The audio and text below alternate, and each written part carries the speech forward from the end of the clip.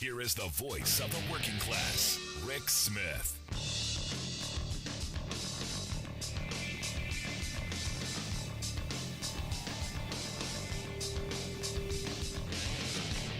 And welcome, brothers, sisters, working class heroes. This is the Rick Smith Show. Thanks so much for being here today on the big program. Lots to get to, lots to talk about. It is Striketober. Another strike today. The folks at the BCTGM, the Bakery, Confectionery, Tobacco Workers, and Grain Millers International Union. Yes, it is a mouthful, but they went on strike today against the Kellogg Corporation. A number of facilities across the country, one in Battle Creek, Michigan, one in Omaha, Nebraska, one in Memphis, Tennessee, and one in my backyard here in Lancaster, Pennsylvania, just down the road a piece. And look, some 1,400 workers across the country making our cereal bits, saying, hey, we want better conditions, better wages, hours, conditions, mostly conditions. We want to hold on to what we've got. We want to make our lives a little bit better. And this is good on them, something that has to be done in this moment. Because this is after a year plus, year and a half of, oh, you're an essential worker, you're a frontline hero, you're the folks who bailed us out during the lockdown and stuff. Work needs to be rewarded. And I found it very interesting that the company spokesperson, this Chris Bonner, had the audacity to go, well, we're disappointed by the union's decision to strike. Yeah, of course you're disappointed. This means that they're going to finally have found a spine and said enough already. And we're seeing this wave across the country, not just with the BCTGM, but with a lot of unions. In fact, right now we're waiting on the decision of what's going to happen with the IATSE workers. The stagehands, all the people who bring us the magic, the folks with the International Alliance of Theatrical Stage Employees, IATSE. There's some 60,000 employees and members across the country, of which, mind-blowing, and I wish democracy worked this way, because I say unions are nothing but workplace democracy. It's democratizing your workplace, giving you some bit of a voice, having the audacity to say, I would like to have say in the conditions under which I toil and for which the wages I earn and the benefits I get, all of that stuff. Out of their almost 60,000 registered members, over 52,000 of them voted. I mean, imagine if we had a democracy, a functional democracy here in the U.S., where of the 325 million people, actually 300 million of them bothered to vote. Can you imagine? And with, in this case, 99% of them saying they're ready to authorize the first strike in the 128-year history of IATSE. This historic, and again, people go, well, they're just greedy. No, it's not about greed. It's about working conditions, as most strikes have been, and most organizing campaigns. It comes down to dignity, it comes down to respect, it comes down to working conditions, safety. Wages are down the list, surprisingly. I know. We've been told for so long, lots of things that we've been told. In fact, lots of things that corporate America tells us that just aren't so. But in this case, you've got these folks, these craftspeople, the people who, the technicians, the folks who do all the work, the people who do all the work. You get the actors come in, they do their scenes real quick, and then they're off to their trailers. The people who clean up their mess, the people who make sure their trailers are there, the people who make sure the sets are perfect, the people who make sure they put the cameras in the right spot and tear them back down, put them back again later. Those folks that their names are way down in the credits, if at all. Those are the folks we're talking about. The people who actually make the movie possible. Not the person who goes out in front of the camera and pretends that he's acting. The person who actually does the work. And they're saying, look, we're coming out of this pandemic and we're not going back to those 16-hour days. We're not driving home where we're falling asleep half the time and crashing into things. Done. And especially now when you're seeing all of these online platforms like Netflix or Apple TV or Amazon, they're all doing their own movies and their own TV shoots, and they're all trying to cut corners. They're all trying to cut costs. And where does that happen the most? It happens off the backs of the workers. And these workers are saying, nope. We demand guaranteed, reasonable rest periods. We demand safer hours. We demand meal breaks. For sure. How dare? They demand, decent wages, decent conditions, respect. And it's going to be interesting to see if this happens. I mean, the first time in its 128-year history that these folks could go on strike, which means, sorry, Netflix, Apple TV, and the rest of you, those shows may stop. So get to the bargaining table. Figure this out. I'm thrilled to see so many strikes going on because, I still go back to in a country where you see no strikes, you see no democracy. Democracy is people marching their feet in the streets. All of them. So good on them. Today, President Biden was in Michigan. I find it interesting. Michigan, heart of the center, because Battle Creek, Michigan's where Kellogg is headquartered. But the president was in Michigan, Howell, Michigan, to be exact, where he was pushing his Build Back Better plan. He said, look, as a nation, we're at risk of losing our edge. And this is something I've been saying for, all 16 years of doing this radio program. That if we don't make things, if we don't build things, if we don't manufacture, if we don't have the brain capital, if we don't have the human capital to be able to take a chunk of something and turn it into something that has more value, we are going to continue to fall behind. If we can't create our own steel and turn it into whatever we need, we have a major national security risk. If we can't build the things that we need to exist and to survive, think of the last 18 months, then we're going to have real problems. And this administration has realized this. And look, as I understand, going back to during the Obama years even, when President Biden was Vice President Biden, he was calling for this stuff back then. Stuff that I, too, was calling for during the Obama years, because it's never changed. It's what we need. It's what the country needs to move forward. So today he gave the speech and did as we've been talking about the last couple of days. Got to get out of the stump and start embarrassing people. You got to start calling out names. You got to start selling what's in this Build Back Better plan. You got to do it. He said, look, our infrastructure is crumbling. We're losing our edge. We're losing our edge in education and manufacturing. And he said, look, we want to spend this investment to make us more competitive globally. This is an investment in the future. And I've been saying, look, it's something of a reset of the last 40 years to give the working class of this country a leg up and to maybe, I don't know, help them support their families a little bit. But he said, look, we're the largest economy in the world. We still have the most productive workers and the most innovative minds in the world, but we are at risk of losing our edge. And I don't disagree on any level. If we don't spend big, if we don't invest big in getting the things we need, the roads, the bridges, all the broadband access. I mean, it's ridiculous, the cell phone reception that I get. And I talk to people all over this area, and they say the same thing. It's terrible. The infrastructure's terrible. And in an environment where e-commerce is the future, or at least that's what we're told, how is it that you can live in a semi-rural area and get squat?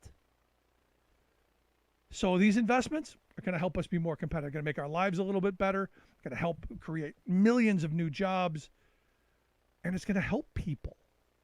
I mean, for me, that's the end of this road. And I was talking with someone today, and I said, and they can't figure it out.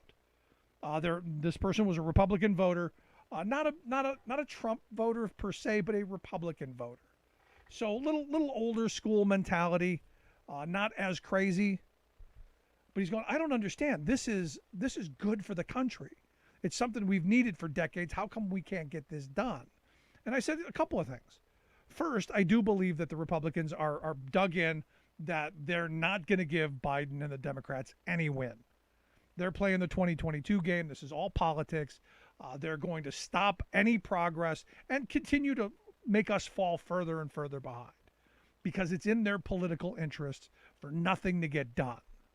Just like, in a couple of years down the road, if Republicans take control again, it will be in the political interests of Democrats to not get anything done. The difference, and this is the difference, had Donald Trump in 2017 come out with a $1 trillion infrastructure plan, I guarantee you Democrats would have gone for it. I guarantee you Democrats would have voted to move that along. And you go, well, how can you know that? Well, when Trump came out with his first COVID plan, if you remember, the first bit of money coming out to people, Democrats voted for. They weren't on the scorched earth bandwagon. They weren't on the, we're going to make him look bad. They were on the, hey, how can we make people's lives better? How can we do the right thing? And this is the difference. This is the difference of the mentality between the two parties. I hear people tell me all the time, but Rick, the Democrats and the Republicans, they're all the same. No, they're not all the same. The Republicans will burn your house down. And they'll tell you they're going to burn your house down. And then when you try to put it out, they're going to push you in the house. Because that's the mentality. If they, like a 2-year-old in the cereal aisle, kicking and screaming because they want the toy.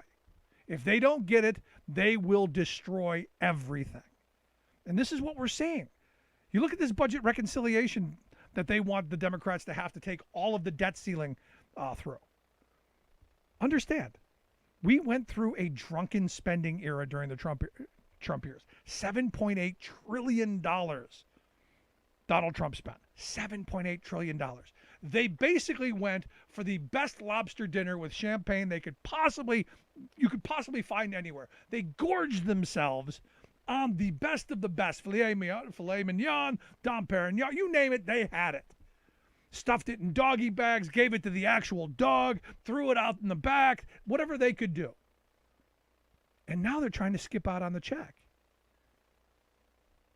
And they're not even trying to hide it. They're coming right out and saying, no, we're going to hold the world hostage because we don't want to pay our own bills. Because we know over the administrations, the Republican administrations spend much more frequently and in much bigger numbers and much deeper debt than the Democrats do. Because Democrats always fall into this idiocy of we got to be somewhat responsible. We can't be seen as tax and spend liberals. No. We've got to be responsible because we got to think about this or that, or where Republicans are like, what? We got the credit card? Party time!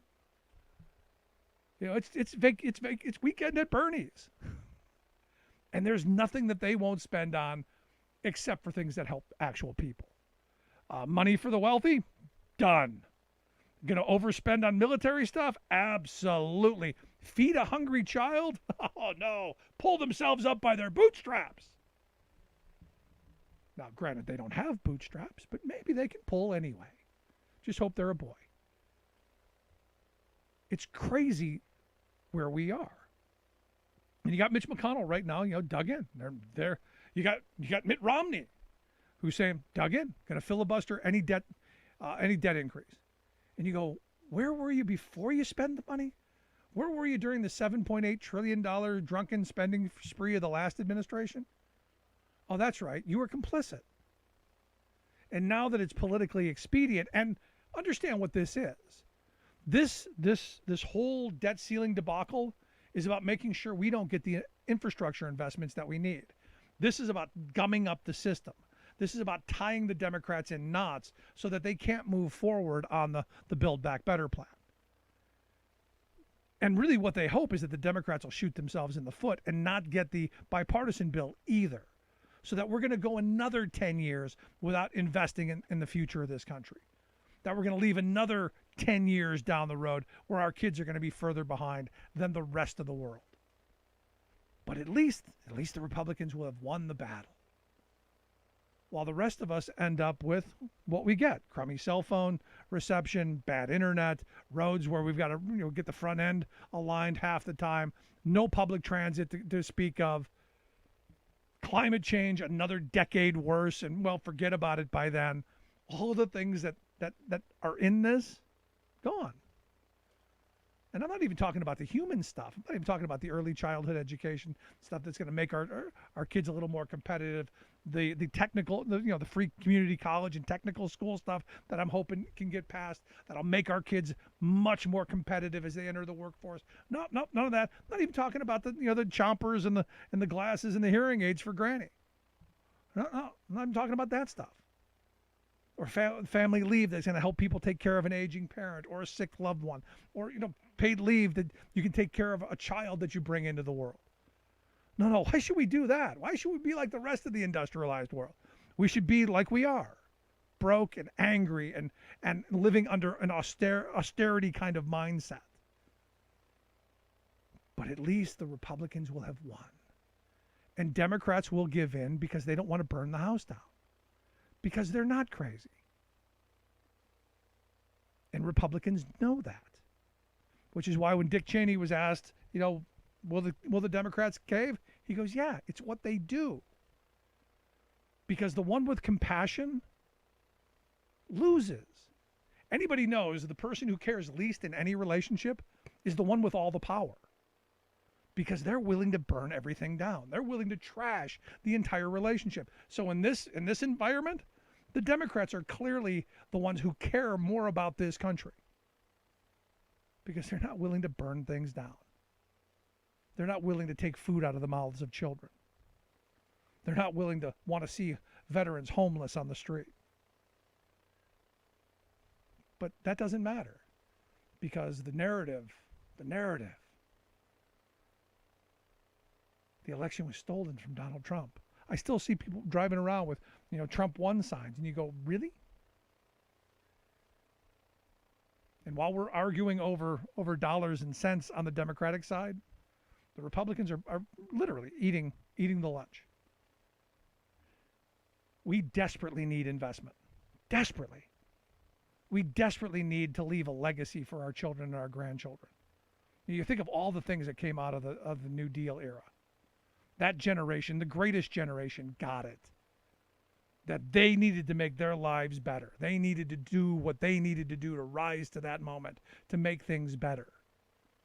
But also to leave things for their children and their grandchildren, and even their great-grandchildren. Because that's how much they did. And it's how little we've done. Which is why desperately we need the investment. So good on Joe Biden. Good on him for getting out, and I hope there's going to be more of this shaming because we desperately need it. I got lots to get to, lots to talk about. Going to take a quick break. Right back with Carl Rosen, the president of UE. Right back after this. Stick around. Nothing more American than workers standing up, and the union gives a voice to win.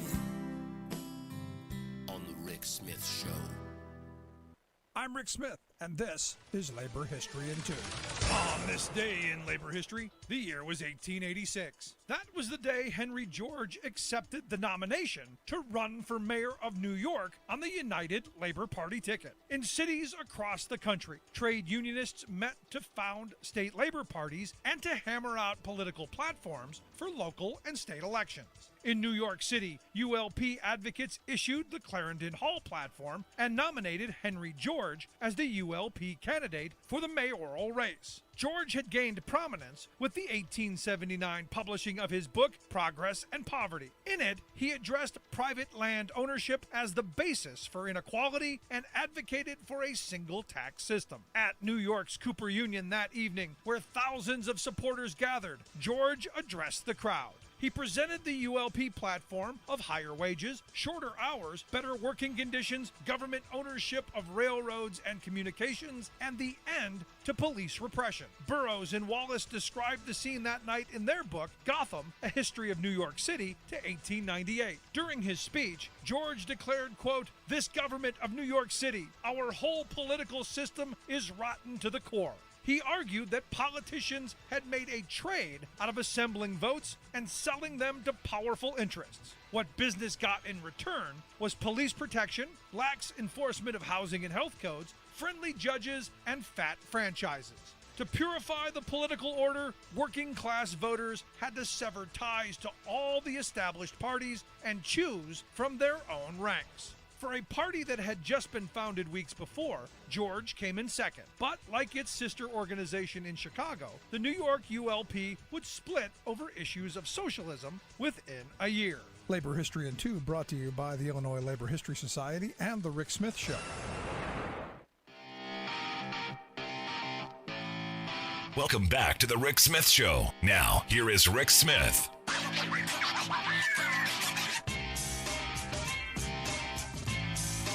So as I said, we desperately need massive investment for the future. Our children need it, but we need it too. I mean, at the end of the day, the jobs that will be created, the reverberation effect across economies, and we can get into all that wonky stuff, that how it's going to be good for the economy, it's going to be good for workers, it's going to be good for people.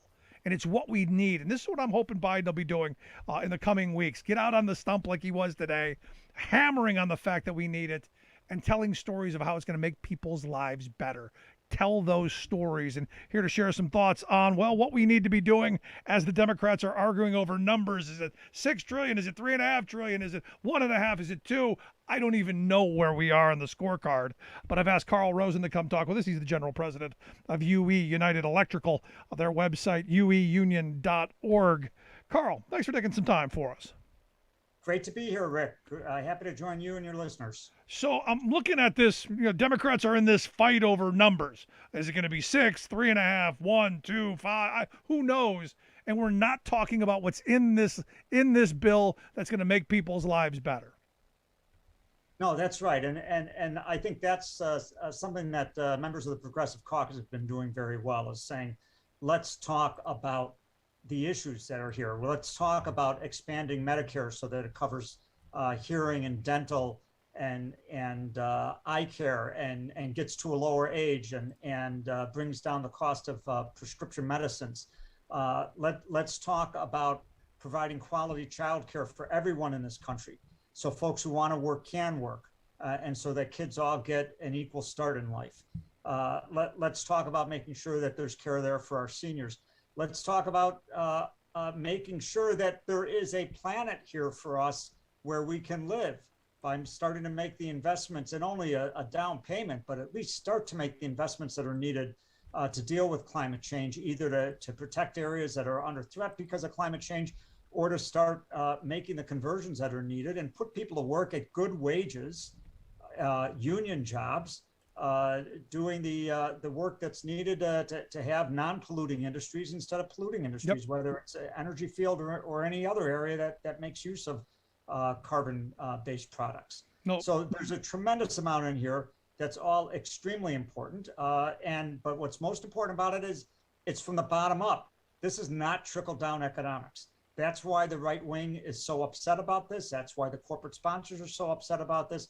This is starting it from the bottom up rather than the other way around. No, and that is the important part. And I've been saying it's a reset of the last 40 years. It's undoing Reaganomics, the supply side voodoo Reaganomics that have really put us in this place. And I've had people tell me, well, we were missold this it was that it was going to trickle down. We were scammed. And I'm going, we weren't scammed. Trickle down worked exactly the way it was supposed to. All the money goes to the people at the top, and the rest of us are looking up waiting for something that is never going to come. You knew it 40 years ago just as well as we knew it now. That's exactly right. Follow the money, and we need to follow the money to the right places this time. There's a tremendous amount of money in this country that can easily cover the reconciliation bill and a lot more. I mean, the original figure was a lot better. The $6 trillion they were talking about, we should have done it. The $3.5 trillion was already a compromise on that, and now they're wanting to chop it down further or not at all. I mean, just an outrage. No, it's absolutely crazy. And you look at this, and good on you guys for standing up and telling the Progressive Caucus to stand firm.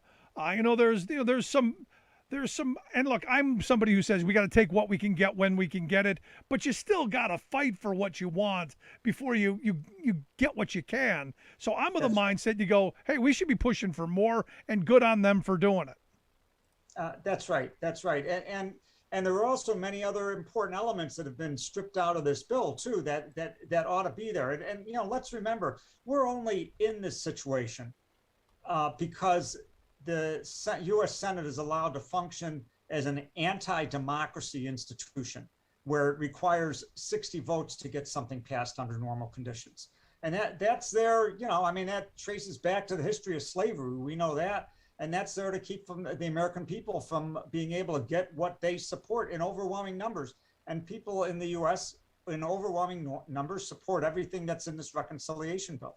And it's only because we have this cockamamie filibuster combined with an unelected parliamentarian who can declare certain things out of the bill on arcane rules and it's all a shell game. They can get that, they've got all kinds of ways to get around that parliamentarian if they really want to. It's giving people political cover as to why things aren't included. No, and this is one of those moments, Carl, and the reality is, and you hit it right on the head. The stuff in this bill, when you start talking to people about what's actually in it and getting away from the number fighting, overwhelmingly Americans want expanded Medicare for people 55 and older. They want expanded Medicare for Granny to get some new chompers and a hearing aid and some vision work, because we know it leads to better health outcomes. I mean, we can make those wonky arguments, but the reality is it's just making people's lives better. And for me, that's the point that should be hammered home again and again. That's right. And it's good policy and then it's also good politics. And this is the problem that the Democrats keep running into. They get into office and they don't deliver. I mean, the Republicans, when they get into office, they not only deliver what they ran on, they do 8 times as much damage than what they had threatened to do. And they really deliver for their corporate masters. Well, if the Democrats want to pretend that they're a party of working people in this country, of the dispossessed in this country, then they actually need to deliver for us, instead of coming in and coming up with excuses why they aren't delivering. Yeah. And that's what we're watching right now. And that's got to change. So what do you say to the person, Carl, who goes, well, if the Progressive Caucus does stand up, if they are the ones who are going to push and push, that we may end up with nothing at the end? I predicted months ago that eventually we'll probably get nothing because everyone's going to shoot each other in the foot. And it'll be another decade before we start talking about these kind of investments again. What do you say that, taking that hard line could lead to nothing on the other end? Negotiations is never easy, and it's always darkest before the dawn. So you have to be prepared to go toe to toe, or you will end up with nothing. And we have to continue this fight. And here's the problem. They could pass this infrastructure bill, but if they don't pass a reconciliation bill, we're going to end up with worse than nothing, because the Democrats are going to lose in a landslide next year. And then Katie barred the door on what else is going to happen to us. They already control the Supreme Court. We've got the evil one waiting to try to come back in 2 years, and if they steal enough votes in all of these other states, it's a real threat that we could be in a dark ages kind of situation here. The way to stave that off is to deliver for the American people. And if it takes the Progressive Caucus to slap other parts of the Democratic Party upside the head to say, wake up, you got to do something here or we're all going to be toast, not to mention what it's going to do to this country, then more power to them. That's what we're saying. When we're in bargaining, we don't tell our members, right before the contract's done, let's agree to half a loaf right now. No, you keep fighting for everything you can get right until the end. Will there be compromises? Sure. But if they pass the infrastructure bill right now without any deal on the reconciliation bill will never come. Absolutely. It's gone. That's why they have to stand tough. No, that's the only leverage that's left. So they have to be linked. There's no way you go with one because you're not going to get the other. And look, this is where I've been saying for a very long time, and I've been a union guy over 30 years. I've been part of these negotiations. You understand the give and take. I don't think the Democratic Party understands how to negotiate, which is why we need people who do, which is why we should have people like you on those negotiating committees. Well, and frankly, the folks in the Progressive Caucus, a lot of them have close ties to labor and understand how it's done, and that's why they're doing it. Shame on some parts of labor that don't recognize what a gift this is to the working class, and don't find more ways to take advantage of it. But there's plenty of unions that do understand it and are working with them closely, and and are glad to see that this type of approach is being used. It's what's needed. Yeah, is this a moment for labor to step forward and start talking about this Build Back Better plan and really the bipartisan infrastructure plan, because we do need both of them. And I think we need to do that educating of what each one is and why each one is important. Yeah, that's right. Well, and frankly, it should have all been one bill, and that was the original plan.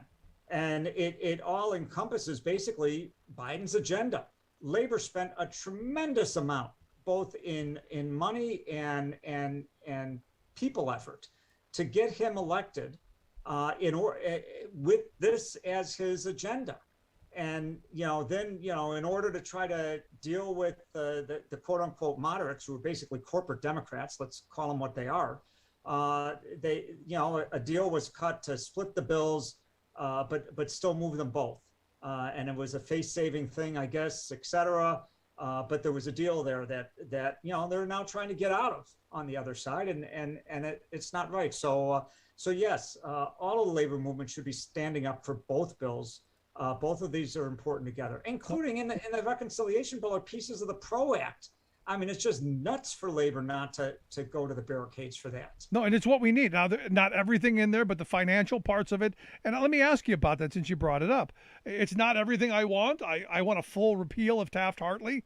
I want to return my Wagner rights back to me. And we can argue if that's even enough. But the financial part of it is a little bit of a disincentive for employers to keep breaking the law. We just found out that Amazon was illegally fired 2 workers there, and they reached some kind of an agreement and gave them back pay and slapped them. Amazon got the slap on the wrist, posted the dreaded notice, but that's it. Yeah. No, they see it as the fines are so small, or there aren't fines, that the back pay awards or whatever else are so small for these corporations. They just see it as a cost of doing business, right? It's not something that's going to stop them from doing business the way they want. It's just something that they build into their expectations of how they're going to operate their business. We need something that hits them a lot harder. What's in the reconciliation bill begins to do some of that. Does it? I mean, I look at Amazon. Amazon spent $200 million keeping 5,000 workers in Bessemer, Alabama, from exercising their right to join and form a union. Harassed, intimidated, conned the cops, bought a postal service guy, did everything you could possibly do, and we're still deciding if maybe the penalty should be we run another election. If it's me, I think the law should be you impose a union, you impose a first contract, and you shove it down their throats. But that's just me. Well, it's not just you. There's a whole bunch of us who think that way, and I'm glad that you're putting it out there, because that's what's going to need to happen in order to turn around the reign of terror that these corporations run during elections right now, union elections. So let me ask you this, because we're seeing right now all across this country, at least in my lifetime, this is the most strike activity that I have seen. Here tonight, you had members of the BCTGM in Michigan, in Nebraska, here in Pennsylvania, in Memphis, Tennessee, 1,400 workers at Kellogg's on strike. You saw the vote that came out yesterday. IATSE, 98% of their members authorizing the first possible first strike in their 128-year history. We've seen a lot of this stuff going on, and I've been saying, look, it's Striketober. What are your thoughts? Well, absolutely. And, whether all of these will end up with people on the picket line versus some of them, most of them probably will get settled, which is usually what happens.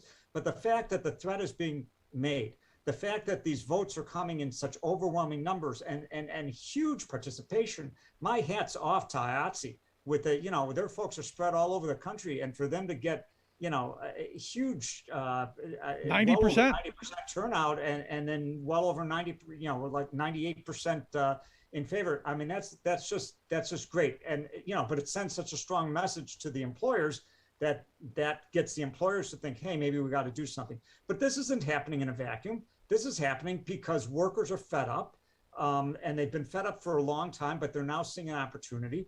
And the pandemic has made things worse for workers, but it's also liberated workers to a certain extent. That they've said, hell no, I'm not going to keep doing a crappy job for low pay, and also putting my health and my family's health at risk, maybe my life at risk, and we're not gonna stand for it anymore. So this is great that this is happening. I would say, you look back a couple of years and you had all of the teacher strikes, right? And they kind of caught, one happened and then it led to the others, et cetera.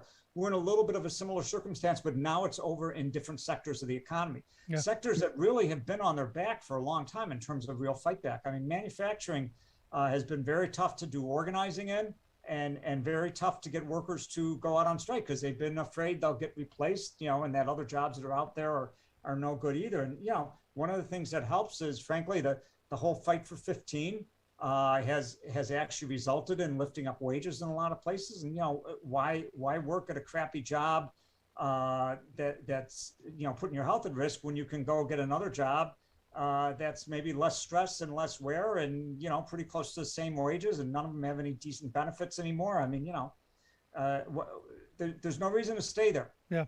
No, and this is one of these things I've been saying, we're seeing the organized workers, taking this moment, seizing this moment for better wages, hours, conditions, dignity, respect, all of that stuff. But the sad reality is you've only got about 6% of the private sector workforce that are in unions. That means the rest of the workforce is getting hammered to death, and they're not able to go out and strike like this, which is why I'm a big fan of, we need to get something done through the PRO Act. We need to get something done to make it easier for those 94% of workers to have the same rights, the same power, the same ability as their union brothers and sisters. Absolutely. But also, even in non-union workplaces, workers are standing up and fighting back. They won concessions during the pandemic, health and safety things. You saw it in a lot of places. We've got a project called the Emergency Worker Organizing Committee, EWOC, that we started jointly with DSA, Democratic Socialists of America, and UE put it together, where there are literally hundreds of volunteers from all kinds of union backgrounds, not just ours, many others too, who will talk workers through with how do you fight back, how do you win immediate gains, and how do you maybe also turn it into a union organizing drive. And so people should reach out and take advantage of that, and it's happening all across the country, and it's part of the big upsurge. No, it's most certainly something we absolutely need to be doing more of. Workers talking to workers and raising conditions for everyone. And when in a couple of weeks, I'd love to have you back and talk about that and how we can get more people joining and informing and fighting this. Because at the end of the day, the only way we get a working class as prosperous as the ones that my grandparents' generation left us is if you're taking to these picket lines. But Carl, I appreciate you taking some time for us, sharing your thoughts. Good on you, brother. Thank you much. Great being here. Hope to see you again soon. You as well. Carl Rosen, General President of the UE, the United Electrical. Make sure you check out their website. ueunion.org is that site. Gonna take a quick break. Right back after this. Stick around. You're listening to The Rick Smith Show. We're working people. Come to talk. Remembering that united we bargain, divided we beg. Rick Smith.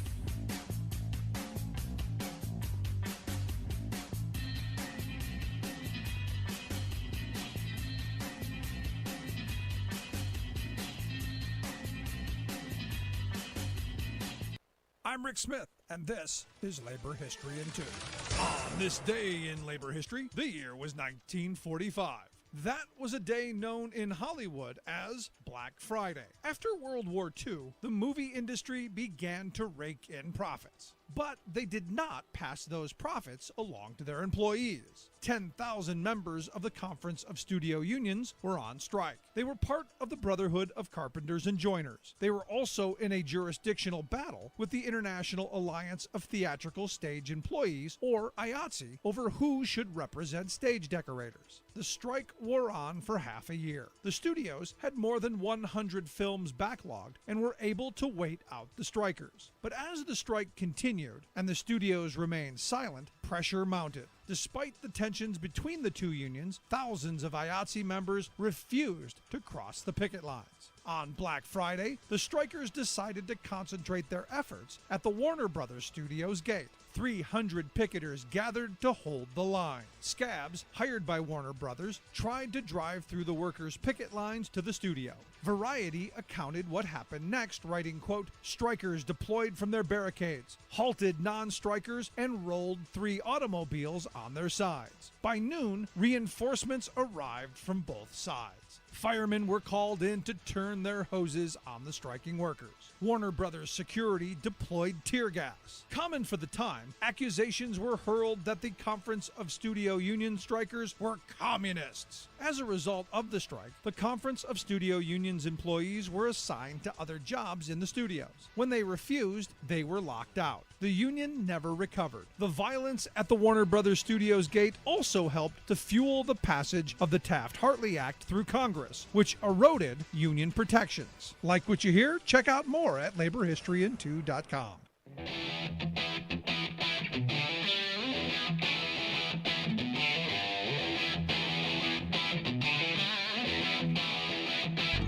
Welcome back to the Rick Smith Show. Now, here is Rick Smith.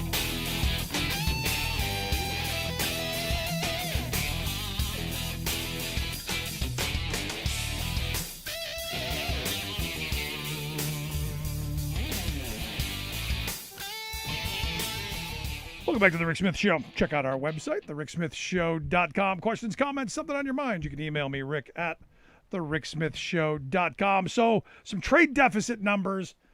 Trouble.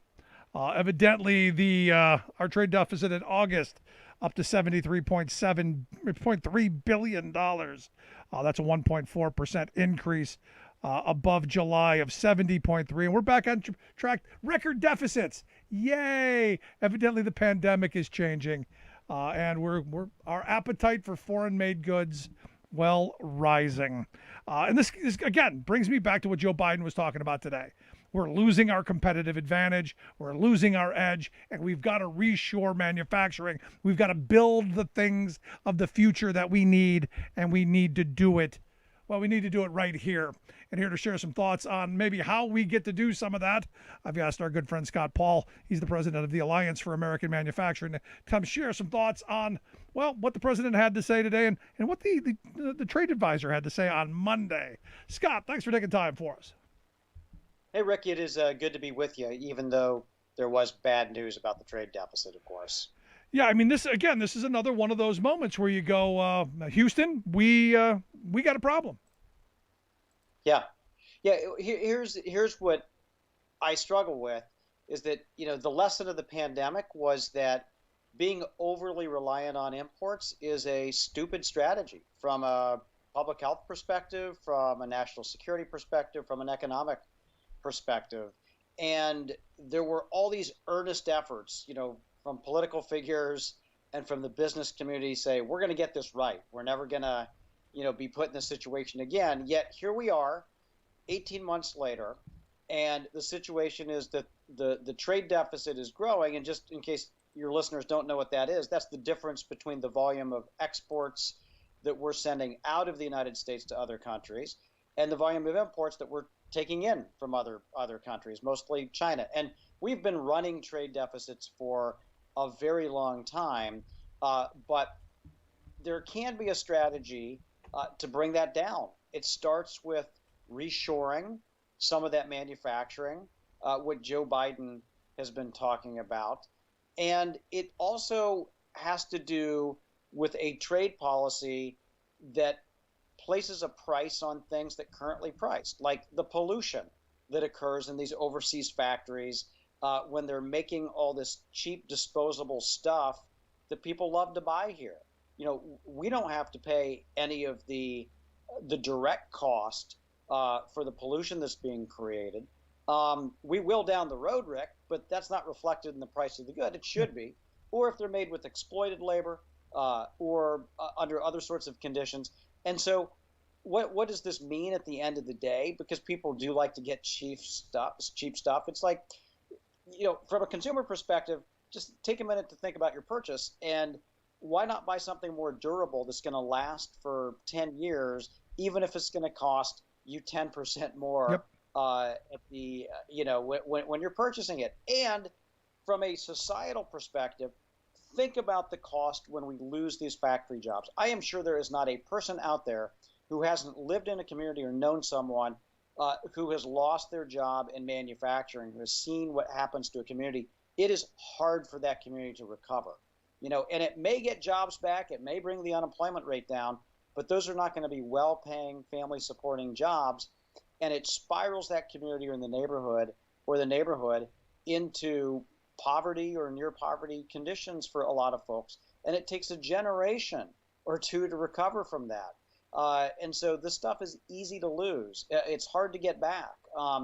We can get it back. We've seen great examples recently where companies have said, hey, we're going to build a battery factory, or like Ford, create 10,000 jobs. But we got to do more of that. We have to make it intentional. And hopefully that's yet another signal that we need to change the way that we're doing things. No, I'm right there with you. But when you said, people like cheap goods, I'm going, well, I don't. I want good goods. I want something that's going to last. Cheap is relative. If I buy it and it breaks and I got to go buy another one, it wasn't cheap. So for me, I want quality goods, and this is where I come back to American-made stuff. I'd put up against anything in the world, especially the cheap junk we're getting from China. Which I got to be honest is, the quality is just not there. It's never going to be there. Because they use the cheapest possible things into it. So for me, it's like, how do we get here? Because I've said this before. I would love to every shelf have a Chinese option and an American option. I will pick the American-made product every single time. The problem is those options don't exist, Scott. Yeah, there's not as many of them. Well, I'm glad you mentioned that, because the trade ambassador, as you mentioned, Catherine Tai is her name. She is great. She's fantastic. She's really, really bright. She listens to the concerns of working people. She gave a speech on Monday that outlined the administration's China trade policy for the first time. And this is something that a lot of people wait for. And Rick, to your specific point, she went back and she said, how did we get here? Here's how we got here. Basically, we gave the store away to China. There's this theory that if we traded more, we'd get more democracy, we'd get more consumers in China buying our stuff. Guess what? That hadn't happened, and we get peace too. Right, but let me ask you: did you actually believe that when they told you that? I did not believe that. In fact, I still have a sign that I'll pull out the next time I'm on that says "No blank check for China," way back from 2001. But that was the prevailing wisdom. That was the mainstream wisdom. A lot of national Democrats thought that at the time and were willing to give that theory a chance. Obviously, 20 years later, that's turned out to be bunk. It has not worked. And now we're stuck with a policy that is really dug in. And for people saying, well, we want change now. Look, it's going to be hard. There is no easy way to untangle this. If there were an easy way to untangle it, it would have been done a long time ago. Trump couldn't do it. He tried to use a sledgehammer. That didn't work. And then he tried to make a deal with China. That didn't work. Obama tried to use diplomacy. Bush, hid his eyes from the problem, and Clinton just thought everything was great, when he did this. And so we've had a history of more than 20 years where we haven't got this right. So it's going to take a change in course. It's going to take a strategy, and this is what Ambassador Tai talked about. I'm encouraged by it. I'm encouraged too. Without question, I'm encouraged by it because it's like anything. You first have to know you have a problem. And you and I have known there's been a problem for a long time. Our elected leaders, sadly, have not. Yeah, right. And that has changed. And I think that, one thing that we've said about Donald Trump, we both said this, that at least he understood there was a problem with trade policy. He may have not approached it from a perfect perspective, far from perfect, but he understood that there was a problem. And Biden also understands that and has been educable on this and has put people in positions to do things about it who also get it. And he listens to people like Senator Sherrod Brown, who's gotten this for a long time, or, the United Steelworkers Union, who's gotten this for a long time, or the Teamsters, who have gotten this for a long time. And so there's a different set of people sitting around the table than there normally are when these policies are being written. Normally, it's these investment bankers and lobbyists for big companies that are writing the trade policy. And so this is a more worker-centered policy. I am sure that there will be points that we disagree with along the way, but what Catherine Tai said on Monday was so true. She outlined how we got here on steel and what the problems are with China and steel, and also with semiconductors, and also with solar panels. And did it in I think a very credible way. And Joe Biden talked about a lot of these same issues about trying to bring manufacturing back, having it made in America, making these smart investments. And so it's like a 1-2 punch. Yes, we need a good trade policy, but we also have to get our act together here at home. And that's what the Build Back Better plan and the infrastructure bill are all about. Yeah, and what's the point of investing in the country if you're not producing the things that you need to invest in, and someone else is getting rich off of your investment? It seems silly to me. But one of the things I did find interesting is this idea of pushing domestic content. I've been saying for years, domestic production for domestic consumption. We should be producing what we need here at home. We have our own supply chains, that we're self-sufficient. This idea that we're spread out all over the world, dependent on countries that clearly do not like us. And I'm sure you noticed this week the Chinese sent 52 jet fighters over to Taiwan. Oh, yeah. That was a clear message that they are not happy with our discussions about trade. Yeah. I mean, look, China makes 60% of the world's steel. China makes a majority of the world's lithium-ion batteries. China makes a ton of semiconductors, too. We're behind on all of that, by the way.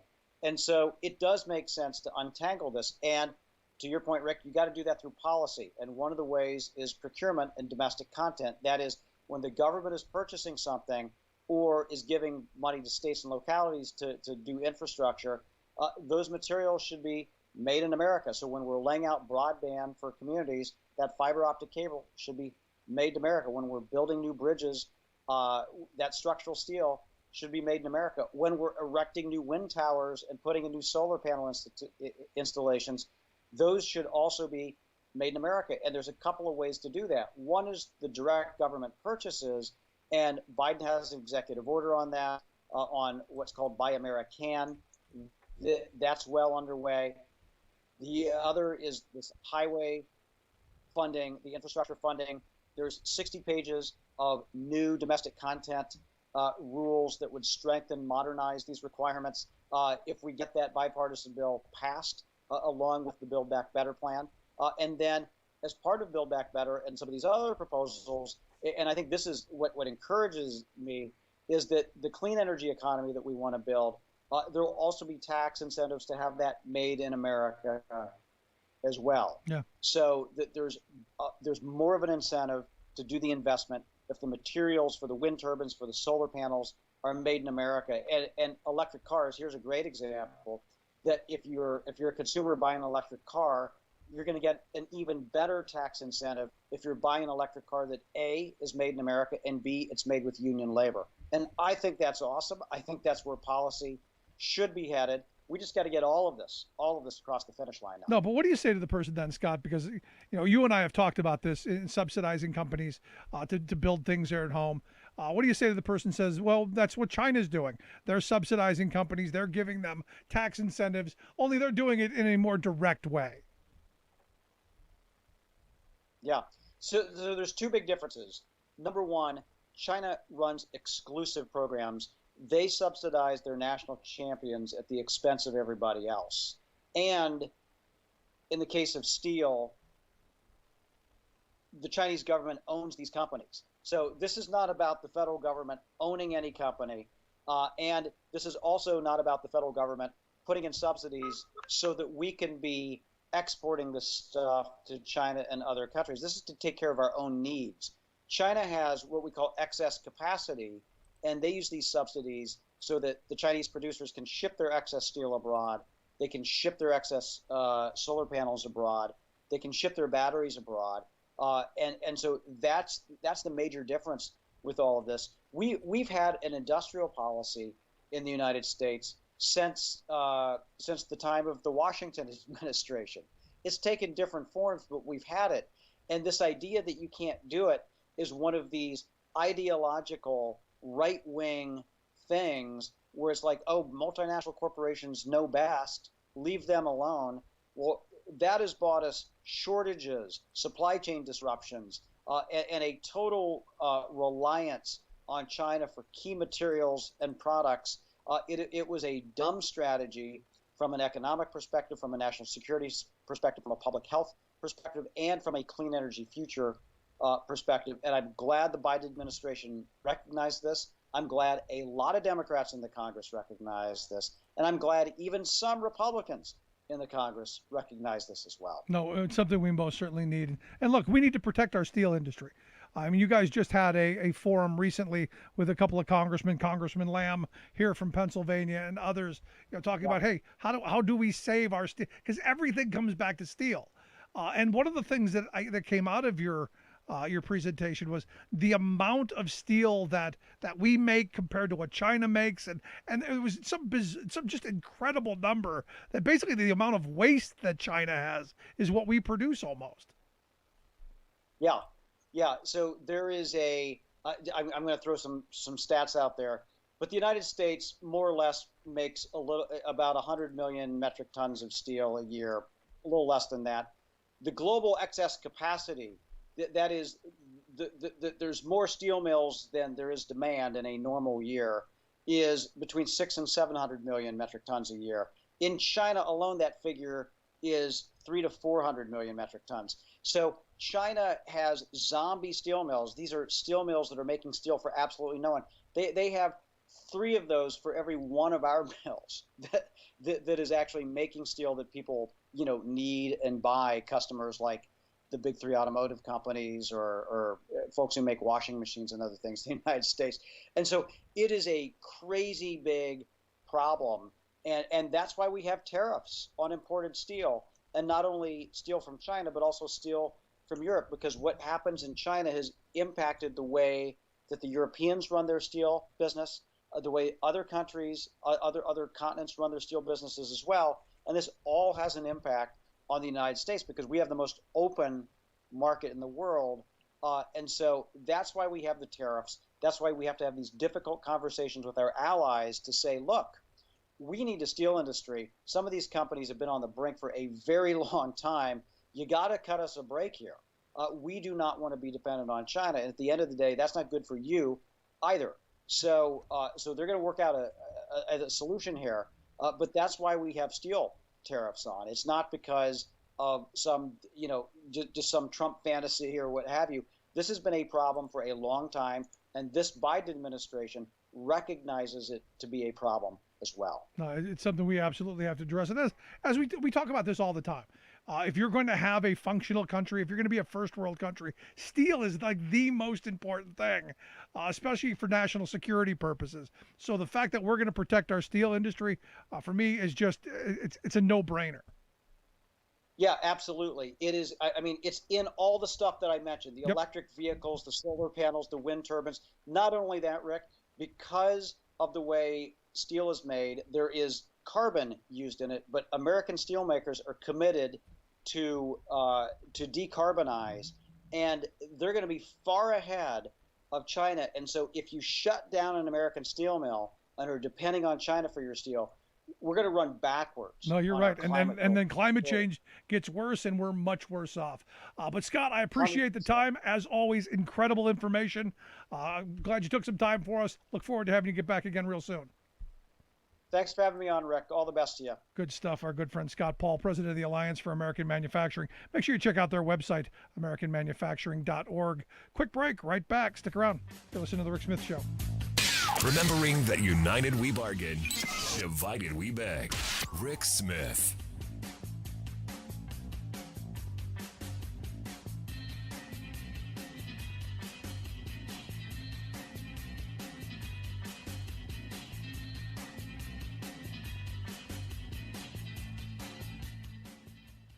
I'm Rick Smith, and this is Labor History in 2.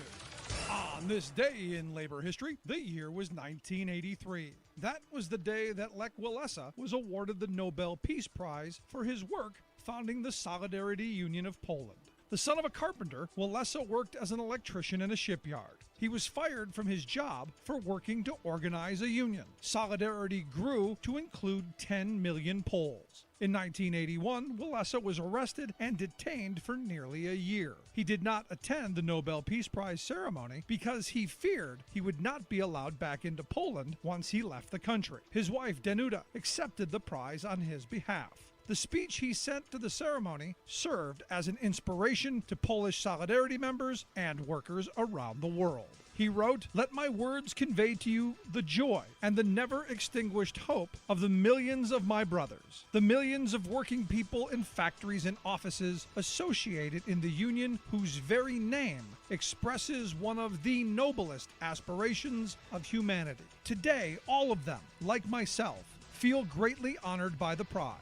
With deep sorrow, I think of those who paid with their lives for the loyalty to solidarity, of those who are behind prison bars and who are victims of repression. I think of all of those with whom I have traveled the same road and with whom I have shared the trials and tribulations of our time. We are fighting for the right of the working people to association and for the dignity of human labor." Walesa and his fellow workers did not give up on the dream of solidarity. They continued to organize against the communist government for the rights of workers. In 1990, Walesa was elected president of Poland.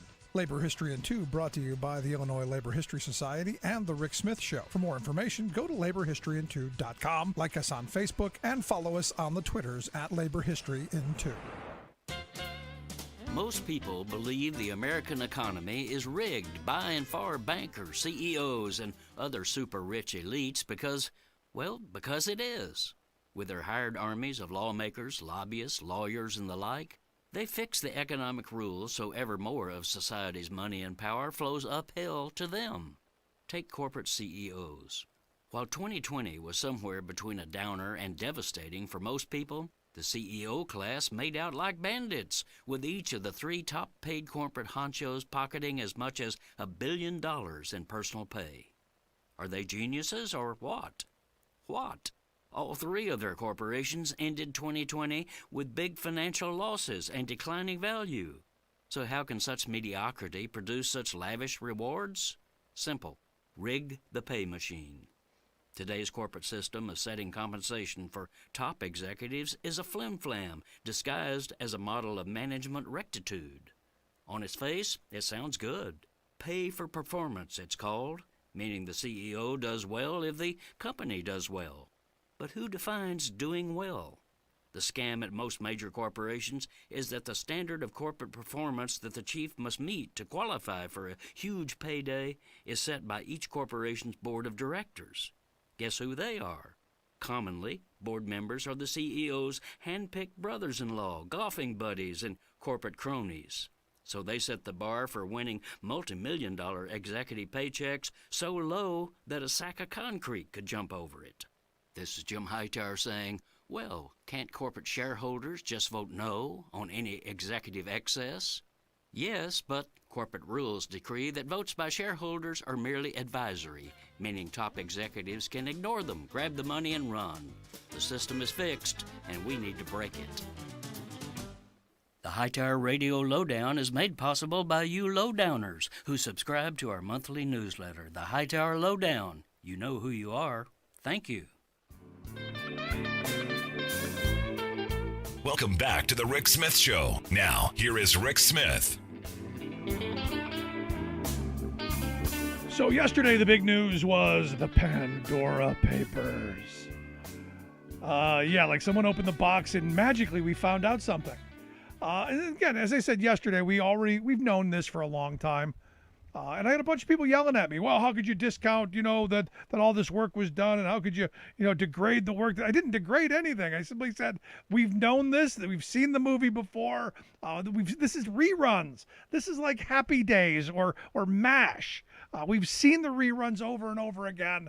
We know how it's going to end. And sadly, I don't think it's going to matter because we're used to not doing anything about it. Just a little outrage, couple Facebook posts, which yesterday, with Facebook down, was kind of like a gift because, well, nobody can talk to each other because we don't do that anymore.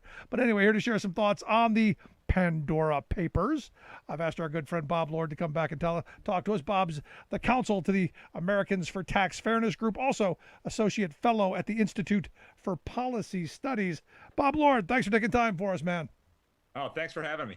So Good to be here. Let's start with my basic premise. Virtually everything in here we already knew. and we've known a couple of times over. We've seen this. We saw it with the Panama Papers. We saw it when South Dakota decided they were going to be a tax haven. We've seen all this, and yet we've chosen to never do anything really substantive about it. Is this going to matter? Is it going to change anything this time? Absolutely. We knew it all was there, but still, props to the folks who got all this information out there. It's Yes. a lot of work going through. What was it, 11.7 million documents? And it just, at least it makes it just a little bit harder to deny that it's out there. And Rick, Did anybody deny it? I mean, was there anybody out there denying that this exists?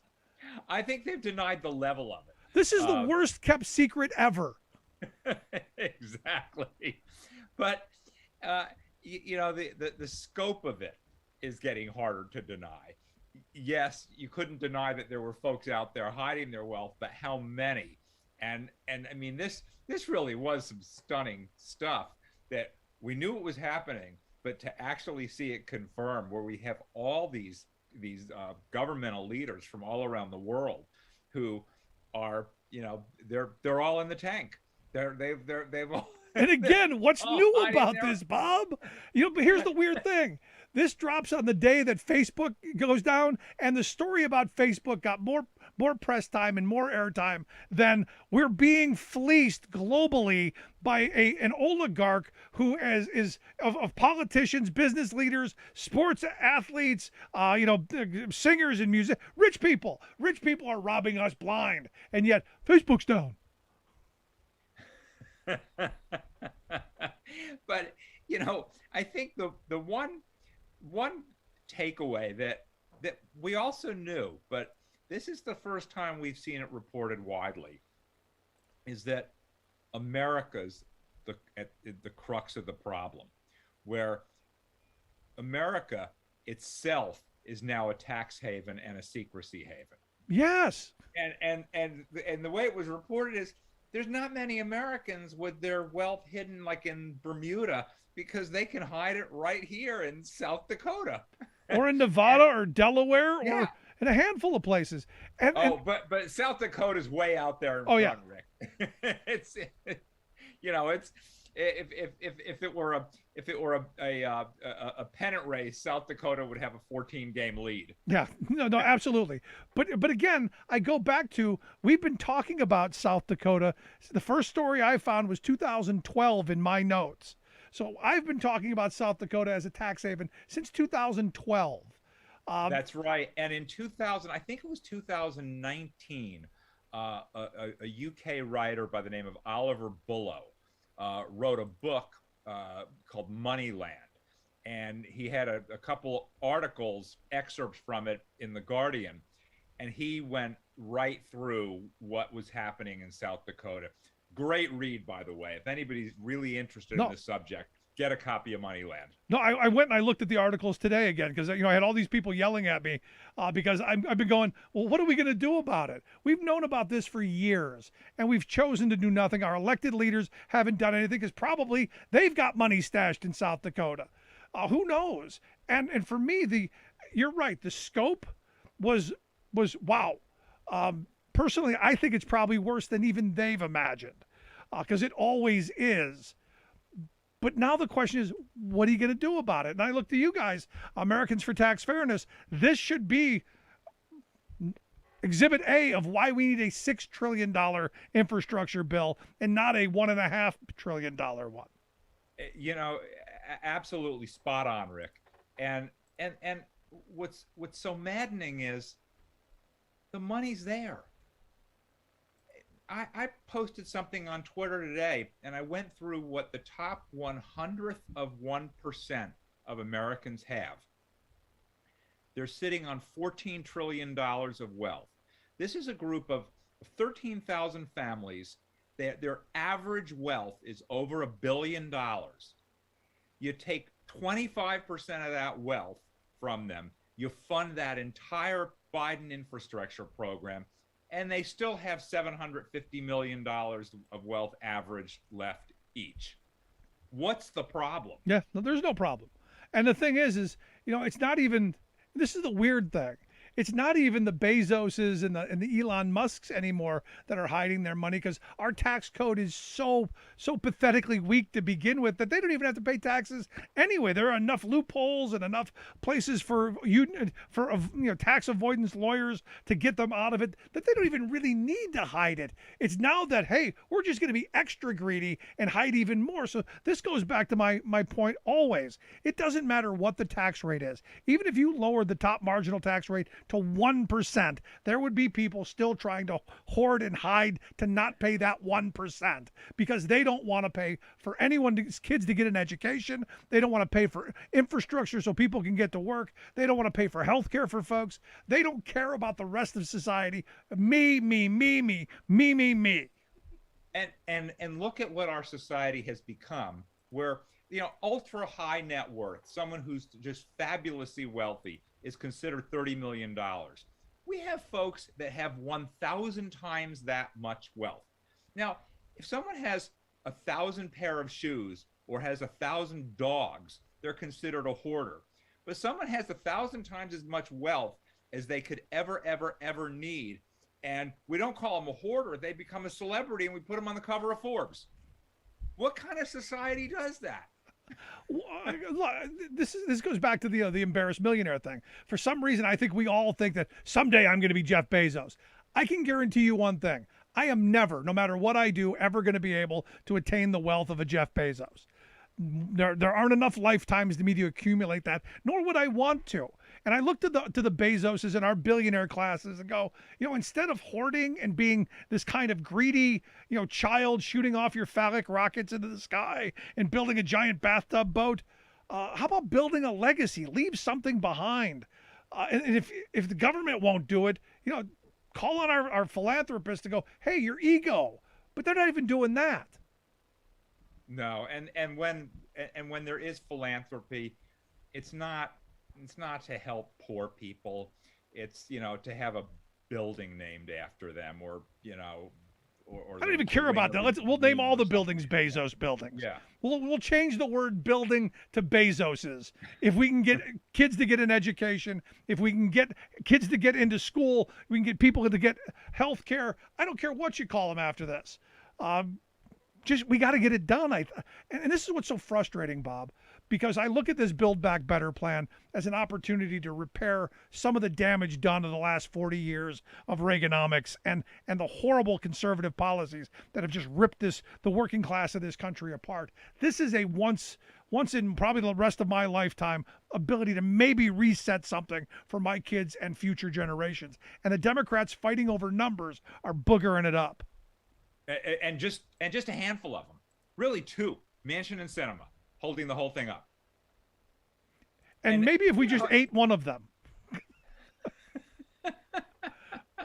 I mean, at some point, maybe it has to come to that. Maybe just eat one of the billionaires. I don't know. But at some point, it's got to be something where they go, oh my gosh, I don't want to be, not me. Well, there's some billionaires out there, like Nick Hanauer, who said, hey, if we don't do something ourselves, they're going to come with the pitchforks at some point. Yeah, but when, Bob? When do we finally go when? Because, I'm looking at, again, back to these papers. I spent an entire day going through the incredible waste, fraud, abuse, the thievery, the hoarding, the greed, all of this stuff, looking at the King Abdullah, looking at, Putin's mistress, Tony Blair, go across the globe, the president of Kenya, go and look at these people literally taking food out of the mouths of children to enrich 10 generations down the road, and nobody's got a damn pitchfork. Right.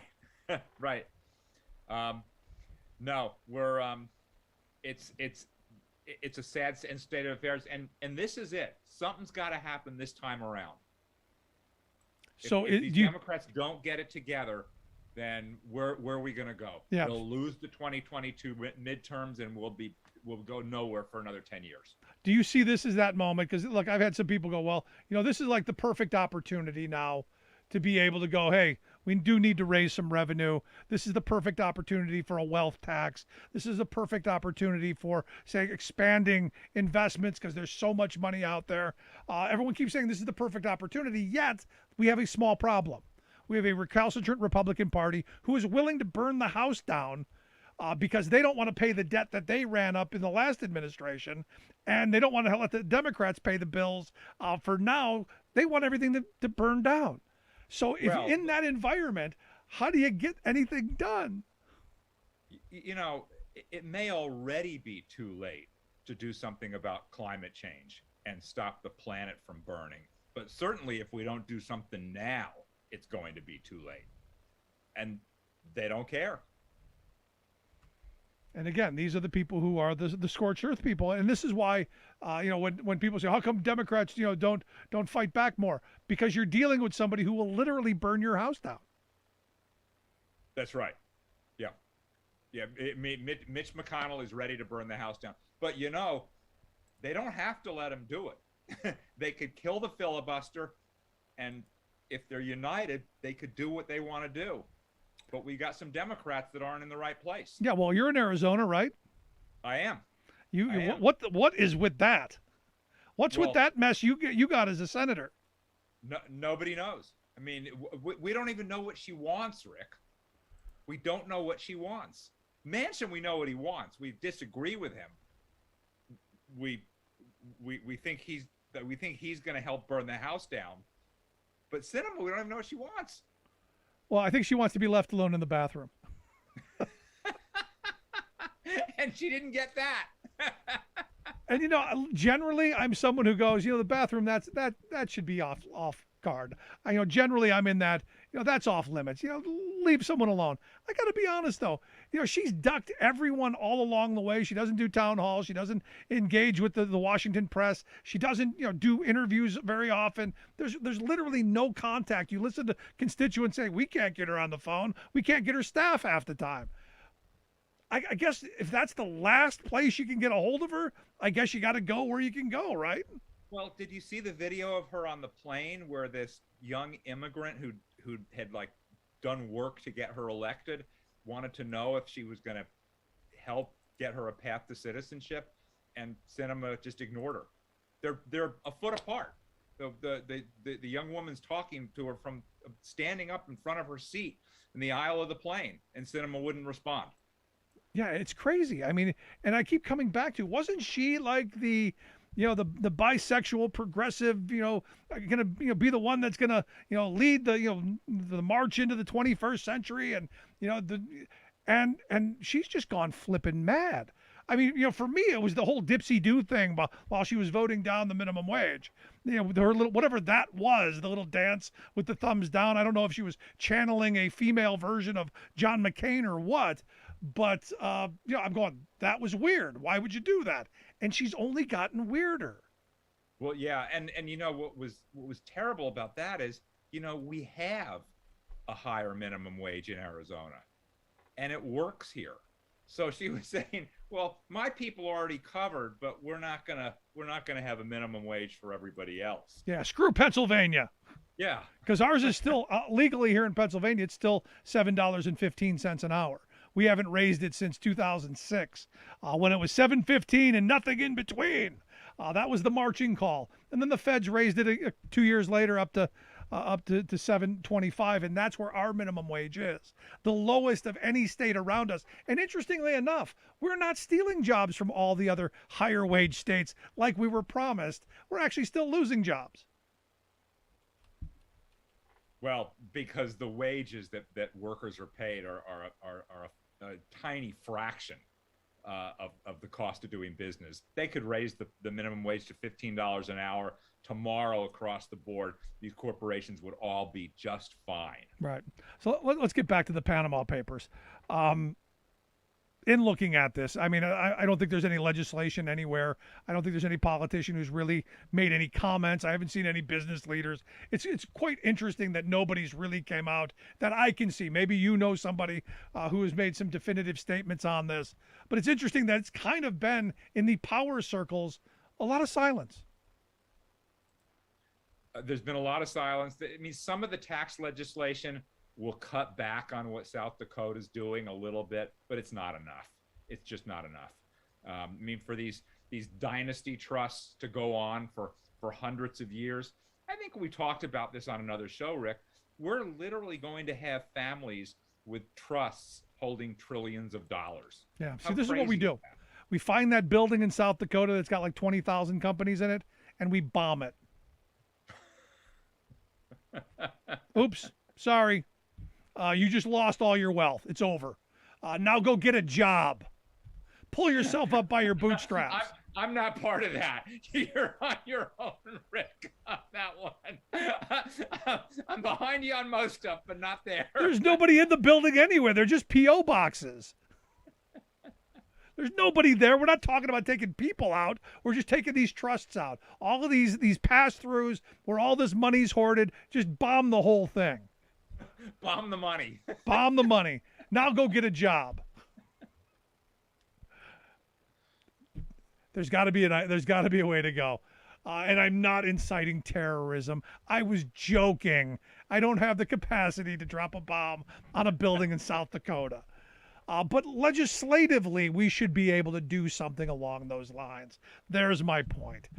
So there it is. But Bob, I appreciate you taking a little time for me, even if we did go somewhere off a rail. Thanks, Rick. Good stuff, Bob Lord, Council for Americans for Tax Fairness, who does not, under any way, shape, or form, endorse bombing the trust buildings that are holding all of the billionaire cash. He had nothing to do with that. But I'd love to hear your thoughts. Should we have a legislative fix to how we get rid of all this? Email me, rick@thericksmithshow.com. Quick break, right back after this. Stick around. You're listening to The Rick Smith Show.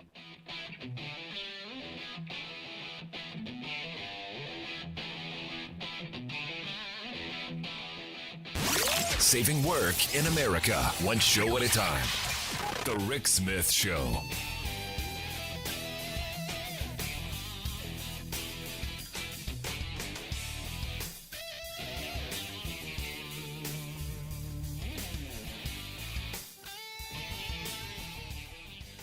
I'm Rick Smith, and this is Labor History in 2. On this day in labor history, the year was 1886. That was the day Henry George accepted the nomination to run for mayor of New York on the United Labor Party ticket. In cities across the country, trade unionists met to found state labor parties and to hammer out political platforms for local and state elections. In New York City, ULP advocates issued the Clarendon Hall platform and nominated Henry George as the ULP candidate for the mayoral race. George had gained prominence with the 1879 publishing of his book, Progress and Poverty. In it, he addressed private land ownership as the basis for inequality and advocated for a single tax system. At New York's Cooper Union that evening, where thousands of supporters gathered, George addressed the crowd. He presented the ULP platform of higher wages, shorter hours, better working conditions, government ownership of railroads and communications, and the end to police repression. Burroughs and Wallace described the scene that night in their book, Gotham, A History of New York City, to 1898. During his speech, George declared, quote, "This government of New York City, our whole political system is rotten to the core." He argued that politicians had made a trade out of assembling votes and selling them to powerful interests. What business got in return was police protection, lax enforcement of housing and health codes, friendly judges, and fat franchises. To purify the political order, working-class voters had to sever ties to all the established parties and choose from their own ranks. For a party that had just been founded weeks before, George came in second. But like its sister organization in Chicago, the New York ULP would split over issues of socialism within a year. Labor History in 2 brought to you by the Illinois Labor History Society and The Rick Smith Show.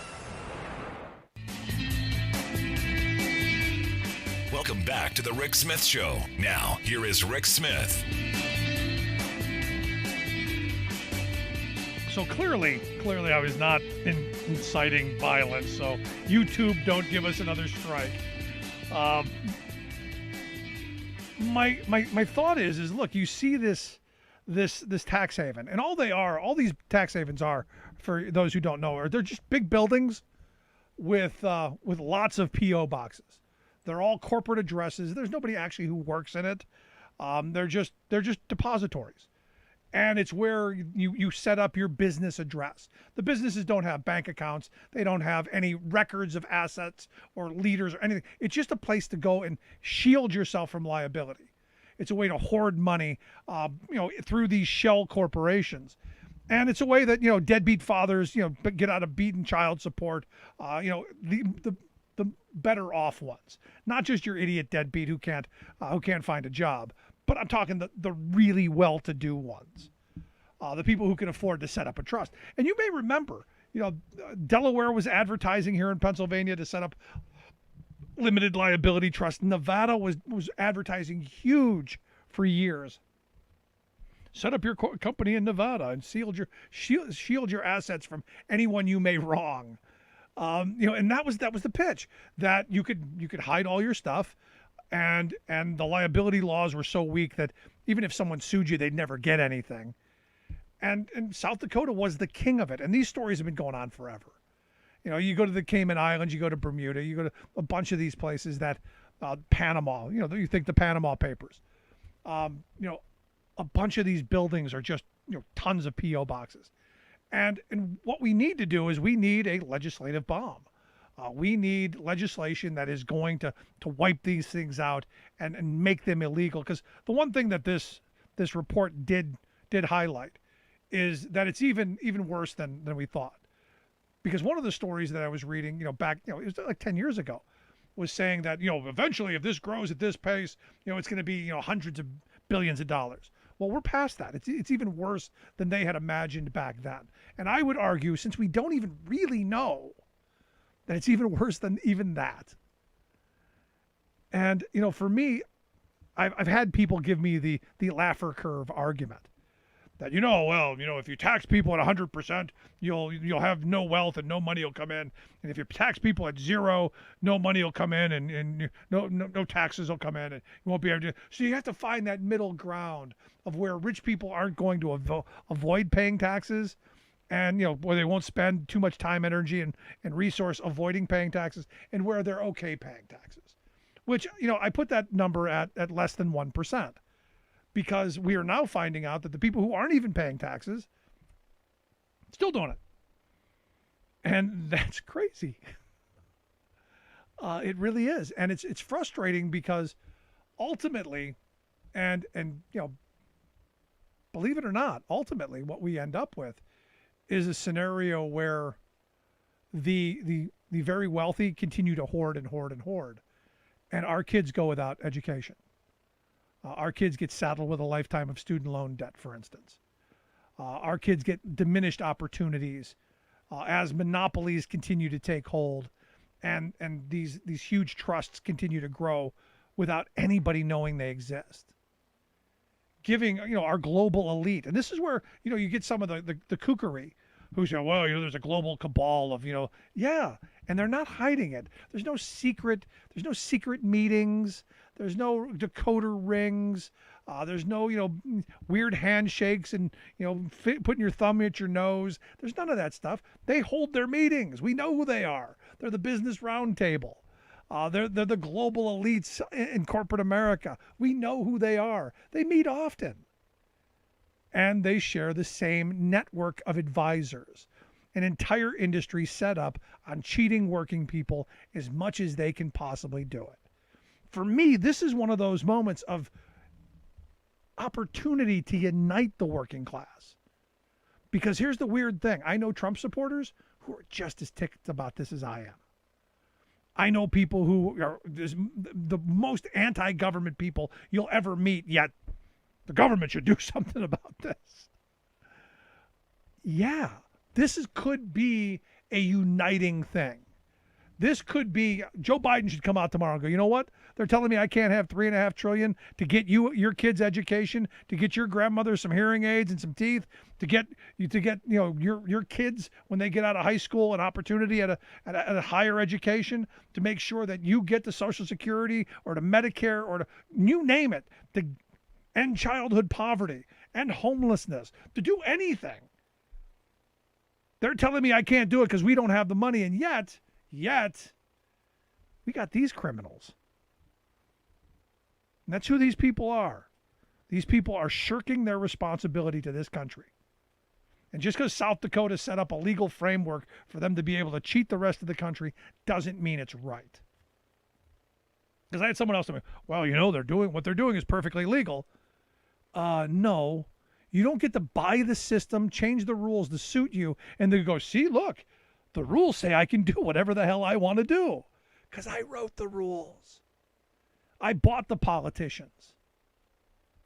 And then they fund all of these right-wing groups that tell you government's bad. Don't let government do anything. Put Google and Facebook on the UN. So that we can go and we can do more global kind of policy to ensure that we never hold these people accountable. Never. While they, of course, rob us blind. And there's so many of these studies out here, and this is why I get frustrated. Honestly, this is why I'm so frustrated all the time when these stories just pop up. Oh my gosh, look at this. We finally found it. Breaking news. Rich people are stealing. Breaking news. Rich people don't pay taxes. Breaking news. Oh my God, there's a global cabal of corporate thieves who are robbing us blind. Yeah, okay. Didn't we just go through this several times? Haven't we gone through this before? Have we seen this movie a bunch? Yes, we have. But what I haven't seen is the response to that movie where people really do go get the pitchforks. And by pitchforks, I mean vote. Throw these bums out.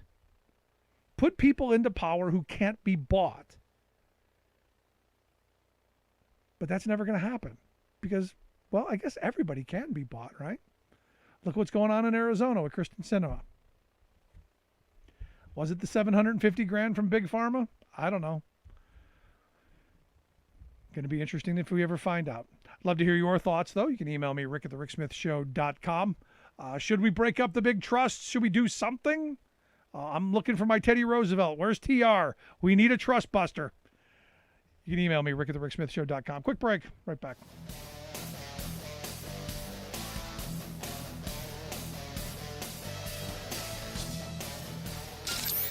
Waving the flag of freedom for people, not corporations. Rick Smith.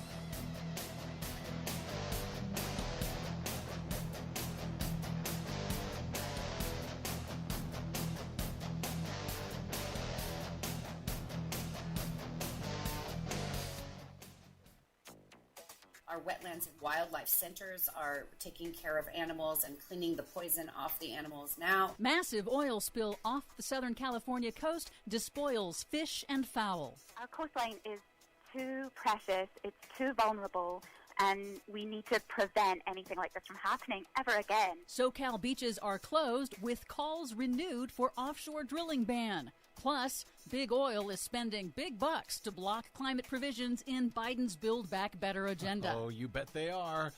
All of those stories and more straight ahead from BradBlog.com. I'm Brad Friedman. And I'm Desi Doyen. Stand by for 6 minutes of independent green news, politics, analysis, and snarky comment. The U.S. government is also rapidly approaching the debt ceiling. It would be what one economist called financial Armageddon. That's bad news, and even worse timing because America has already scheduled a plague Armageddon, a climate Armageddon, and a democracy Armageddon. Yes, it has. This is your Green News Report. Can we pencil that in for next Wednesday? Maybe a lunch-mageddon? Okay, Desi Doyen, just last week we were talking about a California natural gas company that was forced to settle after the largest methane leak in U.S. history, and here we are this week with another huge oil spill in Southern California. Yes, we are. The cause of a massive oil spill off the coast of Huntington Beach, California, is under intense investigation after a 17-mile-long undersea pipeline that runs from an aging offshore crude oil processing platform ruptured sometime on Friday or Saturday, releasing at least 130,000 gallons of crude oil. Oh, it was on Friday because that's when the residents started complaining about it. Officials didn't do anything about it, however, until Saturday. It is all already one of the largest oil spills in recent California history, generating an oil slick more than 13 square miles and closing miles and miles of the state's famous beaches and halting commercial and recreational fishing operations. Dead fish and birds are washing up on shore. The oil spill has also infiltrated the entirety of the fragile Talbert wetlands, a critical link along the migratory bird route from North America to South America. Texas-based oil rig and pipeline owner Amplify Energy shut the pipeline down on Saturday. Divers are trying to find the location of the rupture. Huntington Beach Mayor Kim Carr on Monday said it's still unclear if the pipeline crude oil has stopped leaking. We know that the pipe has been shut down, but we're not sure yet if there's still oil coming out of that pipe, and we also want to know exactly how did this happen? When is it going to be repaired, and how can we make sure that this never happens again? Those are good questions. The LA Times reports that Amplify Energy has amassed a long record of federal non-compliance incidents and violations and emerged from bankruptcy just 4 years ago. Of course they did. Didn't you say it was a Texas company? Yes. Yes. Officials say it will take several weeks, possibly months, to clean up and reopen soiled beaches and fishing grounds, creating an extended economic hit to local businesses and the tourism, outdoor recreation, and commercial fishing industries just starting to recover from the pandemic. Orange County Supervisor Katrina Foley told CNN, quote, "These are wetlands that we've been working to make sure to create this beautiful natural habitat for decades. And now, in just a day, it's completely destroyed." Wow, just horrific. The spill has renewed pressure on lawmakers to phase out all oil and gas production off the California coast. The state legislature in recent years banned new fossil fuel infrastructure in state waters, but experts have called the decades-old existing offshore platforms and pipelines lining the coastline an aging time bomb. On the broadcast, the state director for the nonprofit group Environment California, Laura Dean, cited the mounting risks of these existing oil operations to wildlife, the economy, and the climate. When you think about the consequences of not ending our dependence on oil, the costs to our society are so much greater. We can no longer afford to have these really significant negative events like a massive oil spill off our coast. Meanwhile, in the nation's capital, big oil is spending big bucks to kill climate provisions in President Joe Biden's $3.5 trillion Build Back Better plan, now under tense negotiations in Congress. Here's independent Senator Bernie Sanders of Vermont on CNN. Insurance companies, the fossil fuel industry are spending hundreds and hundreds of millions of dollars to prevent us from doing what the American people want. Sanders is correct. CNN reports that since mid-August, the oil industry's powerful lobbying group, the American Petroleum Institute, alone has spent millions of dollars in ads in congressional swing districts to attack President Biden's plans and blitzing social media, including spending $500,000 on Facebook ads alone. Separately, ExxonMobil, the nation's largest oil and gas company, has spent at least $1.6 million on Facebook ads in opposition to the climate provisions in the bill. Of course they have. Let's hope we don't fall for it again this time. For much more on all of these stories and the ones we couldn't get to today, check out our website at greennews.bradblog.com. I'm Brad Friedman. And I'm Desi Doyen. And this has been your Green News Report.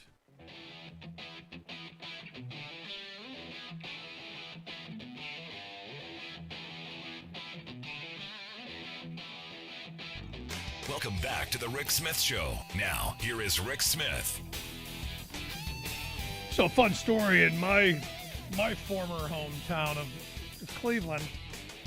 Evidently, a guy running for Congress, this Max Miller, described as an all-around great guy, according to Donald Trump.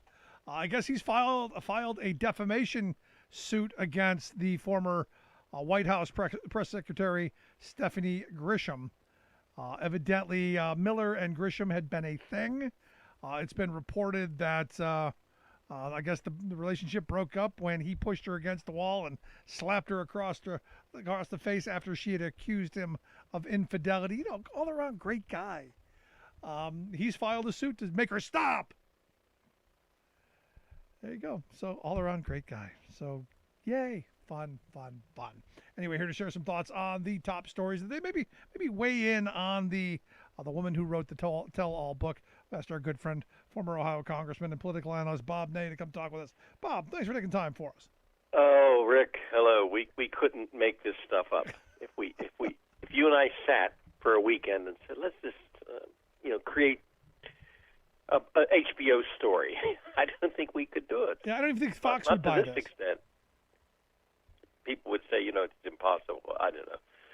But this story, Max Miller, as you said, he's a high congressional candidate, and the president campaigned for him, and then Mike Kerry, because they were both running around the same time. And, of course, Trump said, as you said, that he was a great guy, and but now he's filed a defamation suit. And I thought, well, that's really kind of really nice during the middle of the campaign to do that, Yeah, I mean, especially since did anybody mention it? His name wasn't mentioned in any of the books or anything. No. Why draw this kind of attention to yourself of being a woman beater? Right. Grisham published the op-ed in the Washington Post, and that was yesterday, yes. She published an op-ed in the Washington Post, and she said she told President Trump, and I think the First Lady at that time, that a unnamed ex, she had named Miller, but an unnamed ex had become violent.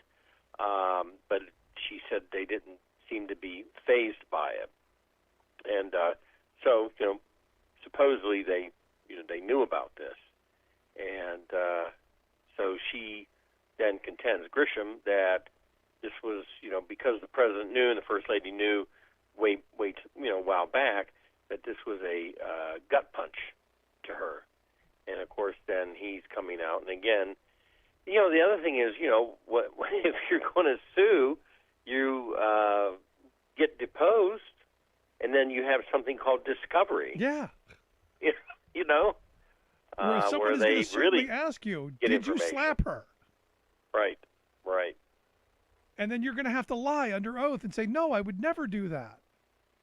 Right. And also there's another thing, and sometimes I will admit this is unfair, but if you are a public figure, and he is because he's running for Congress, then your chances of winning a libel suit are pretty low. Yeah. And again, I think sometimes that's unfair. They can basically say just about anything they want about you. And so he's arguing now in the middle of his congressional campaign about a libel suit that really has no hopes to go anywhere anyway. Yeah, I mean, this is very Trumpian. This is weird. It is weird. But here's the other weird thing is, why would it be a gut punch to her that Trump would do nothing of some guy, assaulting her, when this is the guy who's the grabber by the you-know-what guy? Right. Well, somehow she thought, of course, if I agree, why would it be a gut punch if nothing was done about him at the time? Why would she think anything would be different? Yeah, I mean, and you're going to the president with this? Doesn't he have underlings for this? Right. You see, if it were me, I would go to the guy next to me and I'd go, hey, he slapped me. Go get him. Well, and then also the suit he's filed in Cuyahoga County, and he in the common pleas court, is asking the judge to force her not to repeat the claims she's already made in the Post. And he's confirmed that it's him. Right. Exactly. Right. She had an unnamed. Yeah, I mean, that's the amazing part to me. This is one of those scenarios where you go, shut up, stupid. Right, exactly. Right. Why confirm what people were going to guess? Because to be honest, I didn't know they were dating, and I didn't care. Mm-hmm. But now we know. Now we know. And because he's done this, and here's the weird thing, I think he's going to win. Mm-hmm. Wow, well, not going there with me. He may. I don't know. It depends on, and I must admit I'm not familiar with the opponent. Are you familiar with the opponent at all? I'm really not, but I'm looking at this and I'm going, this just seems, par for the course of the time that we're in. Right. You know, he, of course, was challenging Anthony Gonzalez, who was a congressman and had opposed Trump, Republican. Right. And then he voted against him because Gonzalez voted to impeach Trump for incitement of insurrection. And from what I understand, you know, it was pretty serious against Gonzalez's family, where he finally said, "Okay, you know, I'm done," and that's how that happened. But I don't know I don't know the opponent, so I don't know if there's, you know, any type of chance that you know, he could potentially lose this or not. I don't know. Yeah, but I look at Gonzalez and you go, how is it a guy, you know, an Ohio State football star who supposedly single-handedly beat Michigan, is walking away from, you know, from being the top dog in Ohio politics? Mm-hmm. Right. Now he also his uncle is a pretty well-known guy, Aaron David Miller, who was involved with international peace programs and writings, and also he worked for the State Department for 24 years. So it's kind of a, you know, well-known person up there in that area. So that may, I guess, help Miller no matter what he's done. Well, it'll be interesting to see how this plays out. And now I'm sure if he does get elected, people will still ask him. We'll ask him, "Hey, you still beat your girlfriends?" Right. I'm sure that is coming down the road. Let's move along. The president was out on the stump today, something we've talked about. He needs to get out and tell the story. He needs to get out and sell the Build Back Better plan. You think he did that today? Well, I think he did. I mean, I think he has always, you know, I think basically he's always been able to, you know, defend what he's doing. I think it has become unclear due to the, you know, the infighting, frankly, over the number. You know, I think that there's been more infighting and more, you know, confusion over the number, and so I think the president brings it back home to talk about, you know, the issues. I would think. Yeah, I mean, it's. I'm hoping he does more of this. I'm hoping to get more surrogates out there to, you know, to start pushing on this and selling this, so that maybe we get a little bit of pressure. But ultimately, I don't know that it's going to matter. I think everybody's in their silos, and it's going to come down to Manchin and Sinema, because the Republicans, you know, they're dug in. Mitch McConnell, you got Mitt Romney now saying that he's going to filibuster the debt ceiling increase. It just seems like we're stuck unless Democrats figure out how to drive the steamroller. Well, it is stuck, and I think one of the reasons the president, and it's the right thing to do, is out on the stump today, and he will continue to be out there, you know, talking about the facts of what he wants to do and what's going on in the country, is because at one time he was encouraging President Obama, you know, who would get, you know, a win or would have a major program, and as good as Obama was, you know, at articulating the issues, which he really was, but he kind of wouldn't give it time. You know, he would move on to something else. And I think what Biden's doing here is, you know, not necessarily moving on to something else, but trying to, you know, salvage, you know, what he has, what he's addressed, you know, what they've introduced and what they want to do. But again, the infighting, and it still baffles me, Rick, you and I have talked endlessly about this, but, you know, there's a number. And I think when President Biden addressed the private caucus meeting of the Democratic side the other day in the Capitol, he was throwing out numbers. He was saying maybe 1.9, maybe. I mean, he was throwing numbers out. And then he made a very valid point about the programs, which is what we've talked about too. So I think if there was a chance that this was going to stay at $3.5 trillion, I could see for the last 60 days these arguments. It isn't going to stand there. But then there's other issues too, the debt ceiling, and you're right. They're not going to have any support on it at all, so they're going to have to do short-term measures probably till December, you know, and then try to continue on with it. Yeah. Today the president on the stump said, you know, about, you know, doing something with the filibuster. I doubt that can occur because the votes aren't there again. No, I mean we're in this stuck spot where it's stuck. They're you know, you're not going to move, you know, Manchin, and Sinema's just, you know, I'm not sure what to make of the craziness coming out around her. Well, Manchin has been the face of this all along.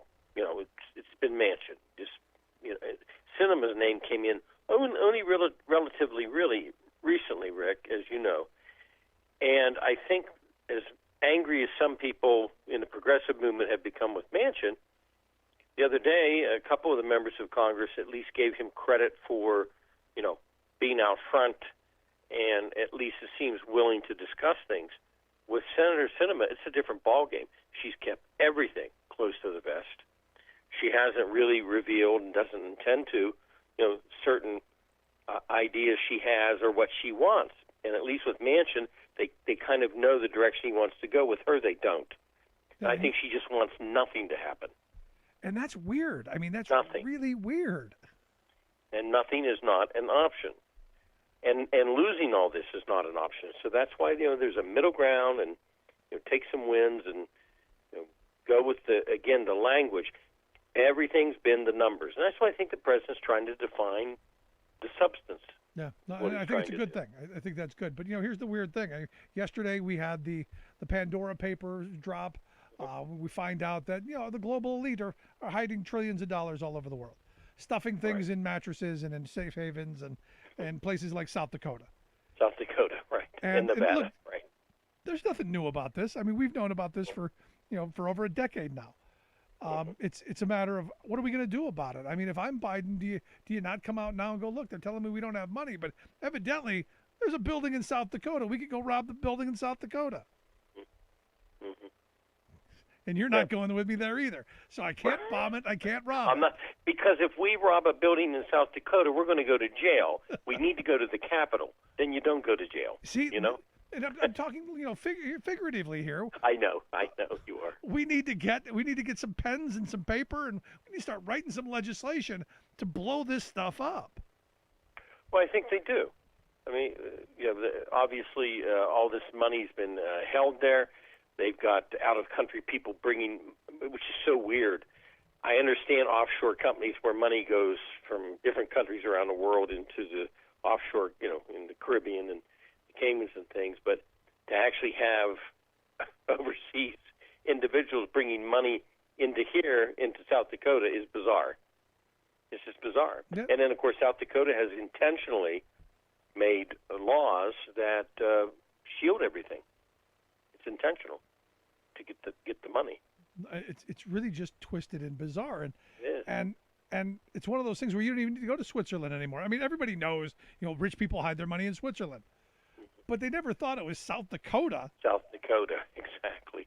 Are they sticking it up the nose of the people in Mount Rushmore?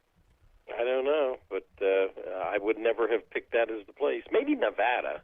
Nevada's also one of those limited liability states, along with Delaware. But South Dakota, Bob, this isn't a secret. This came out in 2012. I've been talking about this forever.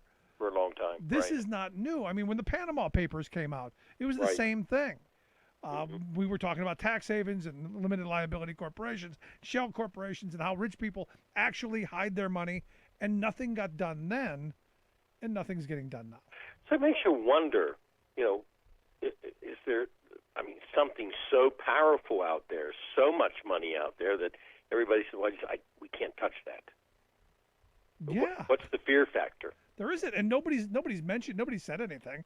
There's been almost no statements from any powerful people whatsoever. And we find out it's government officials, it's corporate, it's the the Russian oligarchs, it's the captains of industry, it's entertainers, it's athletes, it's all these rich people who've gone, hey, there's an industry out there, an entire industry of people to shield me from paying taxes. I'm going to go that route. And some of it's legal, some of it not so much. Right. Definitely. Some of it's shady. But you're right. I mean, nobody wants to go after it. Nobody. And for me, this is how you want to pay for stuff? We're not broke, evidently. Go out there. Mm-hmm. Right. There's money. There is money, and there's lots of it. I mean, that's the weird thing. There's a lot of money out there with the 1%, too. Yeah, and for some reason, we only focus on each other. This is the weird thing to me. I go back to the old Jay Gould quote, I can pay half the working class to murder the other half. We only focus on somebody you can see across the street. Mm-hmm. Correct. Crazy stuff. Strange. Crazy stuff. But Bob, I appreciate the time as always. Good stuff. We're going to be taking a little break. I hope you have a good break with us. We'll see you back here on the other side of our trip to Alaska.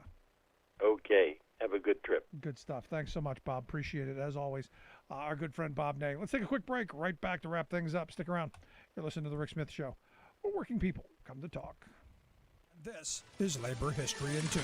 On this day in labor history, the year was 1945. That was a day known in Hollywood as Black Friday. After World War II, the movie industry began to rake in profits. But they did not pass those profits along to their employees. 10,000 members of the Conference of Studio Unions were on strike. They were part of the Brotherhood of Carpenters and Joiners. They were also in a jurisdictional battle with the International Alliance of Theatrical Stage Employees, or IATSE, over who should represent stage decorators. The strike wore on for half a year. The studios had more than 100 films backlogged and were able to wait out the strikers. But as the strike continued and the studios remained silent, pressure mounted. Despite the tensions between the two unions, thousands of IATSE members refused to cross the picket lines. On Black Friday, the strikers decided to concentrate their efforts at the Warner Brothers Studios gate. 300 picketers gathered to hold the line. Scabs, hired by Warner Brothers, tried to drive through the workers' picket lines to the studio.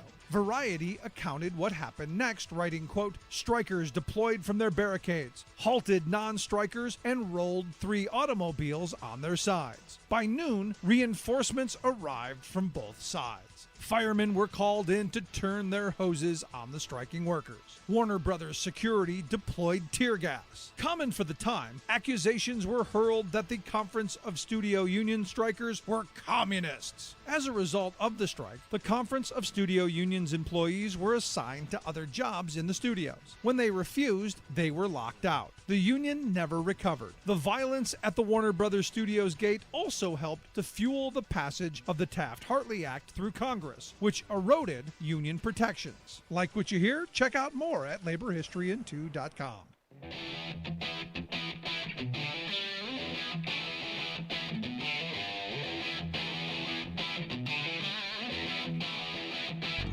Welcome back to the Rick Smith Show. Now, here is Rick Smith.